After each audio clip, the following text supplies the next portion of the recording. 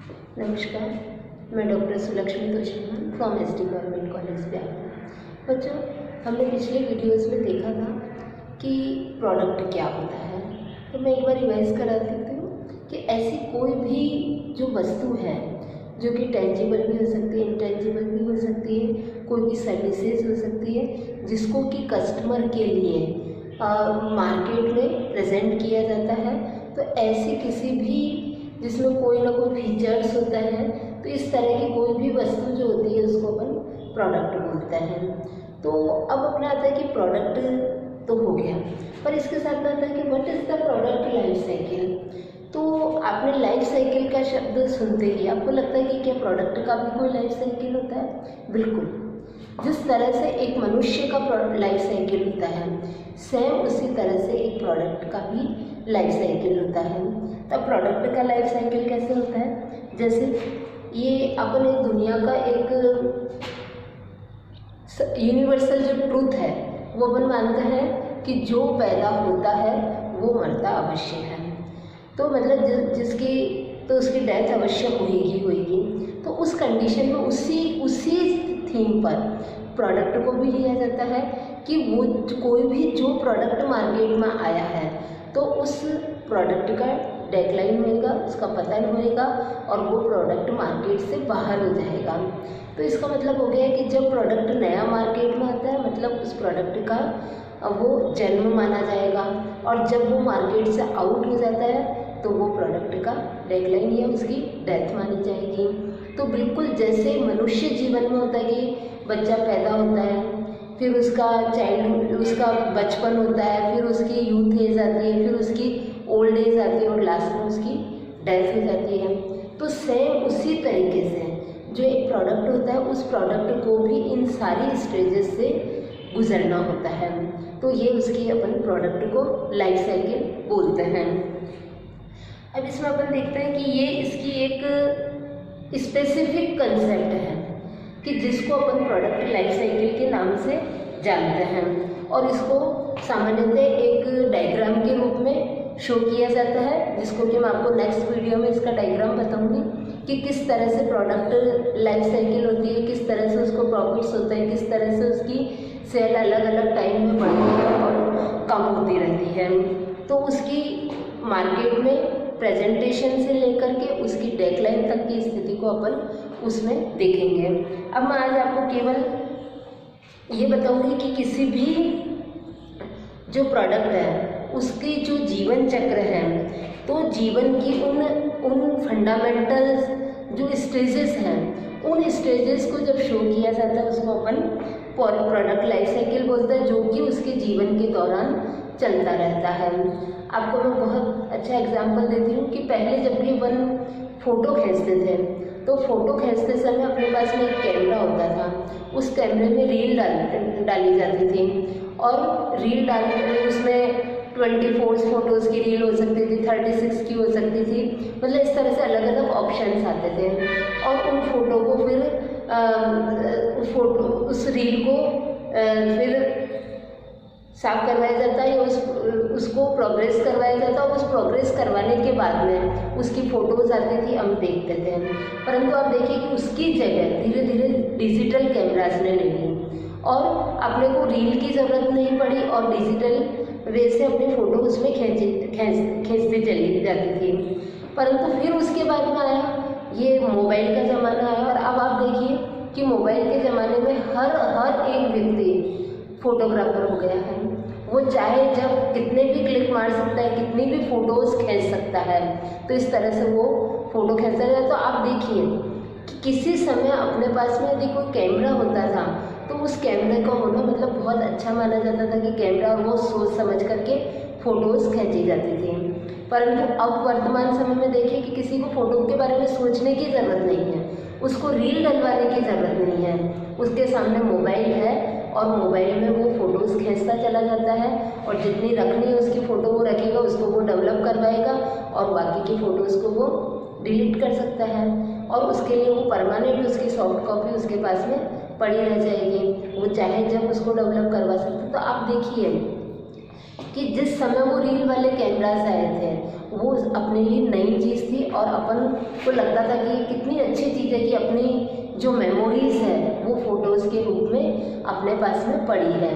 परंतु धीरे धीरे वो कैमराज डेक्लाइन होते गए, प्रोडक्ट का पतन होता गया, क्योंकि उसकी जगह नई टेक्नोलॉजी आ गई, उसका सब्स्टिट्यूट आ गया। और वो जो सब्स्टिट्यूट आया, जो उसमें नोवेशन हुआ, वो उससे बहुत अच्छा था। और जब वो बहुत अच्छा था तो वो पहले वाली चीज़ धीरे धीरे मार्केट से बाहर होती चली गई। तो इस तरह से अपन देखते हैं कि ये आपको मैंने शॉर्ट में समझाया कि प्रोडक्ट लाइफ साइकिल क्या होता है, किस तरह से मार्केट में वस्तु आती है, उसका जन्म हुआ और उसकी मृत्यु भी हो गई, यानी मृत्यु यानी उसका पतन हो गया। तो इसी चीज़ को अपन प्रोडक्ट लाइफ साइकिल में देखते हैं। तो अपन इसकी जो मीनिंग तो आपने देख लिया, अब अपन इसकी जो अजम्पशंस है या इसके जो कैरेक्टरिस्टिक्स है उसको यदि अपन देखें तो अपन देखते हैं कि जिस तरह से जीवित प्राणियों का एक जीवन चलता है, सेम उसी तरह से जो प्रोडक्ट है उसका भी एक क्रम चलता है और वो उसी के क्रम के अकॉर्डिंग कार्य करता है। और जिस तरह से एक जीवित प्राणी अपने जीवन की विभिन्न अवस्थाओं को पूर्ण करता है, उसी तरह से प्रोडक्ट भी अपने जीवन की विभिन्न अवस्थाओं को पूर्ण करता है, उससे गुजरता हुआ वो कार्य करता है। अभी प्रोडक्ट की विभिन्न अवस्थाएं क्या हो सकती है, तो सबसे पहले अपन ने देखा प्रोडक्ट डेवलपमेंट स्टेज, फिर अपन देखेंगे product introduction stage, growth stage, maturity stage, saturation stage and decline stage.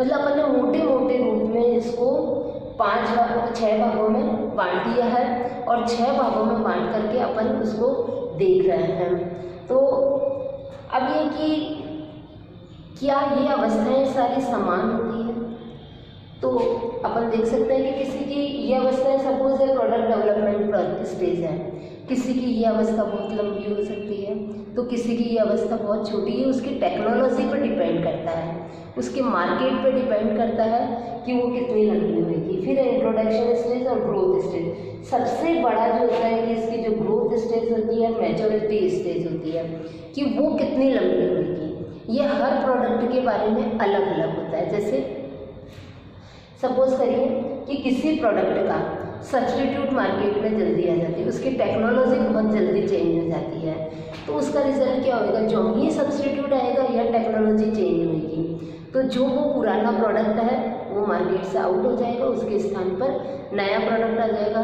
तो जितना जल्दी टेक्नोलॉजी में चेंज आएगा, जितना ज़्यादा कंपटीशन होएगा, तो उसकी मैच्योरिटी स्टेज जल्दी आएगी और वो सीधा सैचुराइजेशन स्टेज पर आ जाएगा। और लास्ट में यदि वो अपने में कोई चेंजेस नहीं करता है, कोई नोवेशन नहीं करता है, नई पॉलिसी को नवीन टेक्नोलॉजी को अडॉप्ट नहीं करता है, तो वो डेक्लाइन स्टेज में पहुंच सकता है। तो इस तरह से हमने देखा कि हर स्टेज का टाइम पीरियड हर प्रोडक्ट के लिए अलग अलग हो सकता है, उनका एक होना या सर्टेन निश्चित टाइम पीरियड होना जरूरी नहीं है।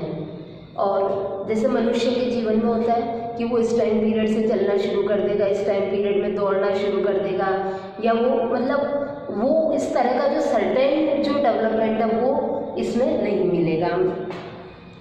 इसी तरह से उत्पाद की जो बाजार की स्थिति है, वो बाजार की स्थिति विभिन्न परिस्थितियों से प्रभावित होती है। अब वो विभिन्न परिस्थितियाँ मैंने आपको भी बताया था, एक्सटर्नल एनवायरनमेंट सबसे ज़्यादा प्रभाव डालता है।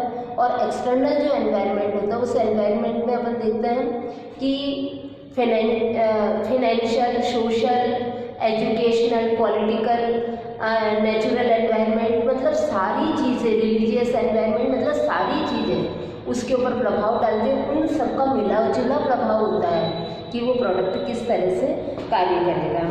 अब है कि उत्पाद का जो जीवन चक्र होता है, तो क्या मनुष्य के जीवन चक्र जितना ही होता है या उससे लंबा होता है या उससे छोटा होता है।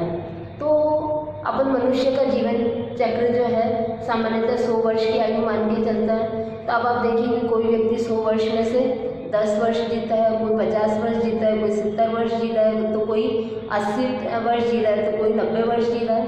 मतलब अपन सर्टेन नहीं कह सकते हैं कि वो कितने टाइम तक जी रहा है। बिल्कुल वो ही बात प्रोडक्ट पर भी अप्लाई होती है कि उसका भी फिक्स नहीं है कि वो प्रोडक्ट मार्केट में आया है तो वो कितने समय तक मार्केट में छाया हुआ रहेगा, इसके लिए कुछ भी नहीं कहा जा सकता है। तो इस तरह से हम देखते, परंतु ये कह सकते हैं कि जो एक ह्यूमन बीइंग की जो लाइफ होती है उससे छोटी लाइफ प्रोडक्ट की होती है, क्योंकि प्रोडक्ट की लाइन में टेक्नोलॉजी कंटिन्यू चेंज होती है और सबसे बड़ा जो कस्टमर है, उसका जो कंज्यूमर है, उसका बिहेवियर कंटिन्यू चेंज होता रहता है। तो जब, क्योंकि वो डायनामिक नेचर का होता है, वो आज जिस चीज़ को बहुत पसंद कर रहा है कल उस चीज़ को बिल्कुल पसंद नहीं करेगा, तो उसके कारण से वो प्रोडक्ट मार्केट से आउट होता चला जाता है। तो इस तरह से हम देखें कि कई प्रकार की अवस्थाओं में अलग अलग स्ट्रेटजीज़ को अडॉप्ट करना पड़ता है और अलग अलग स्ट्रेटजीज़ काम में लेनी होती है, तो वो उस प्रोडक्ट को ज़्यादा अच्छी तरह से उस मार्केट में प्रस्तुत कर सकते हैं और हर स्टेज में वो मार्केट में लंबे समय तक सर्वाइव कर सकते हैं। तो ये मैंने आपको बताया प्रोडक्ट का मीनिंग एंड प्रोडक्ट के कैरेक्टरिस्टिक्स। Thank you.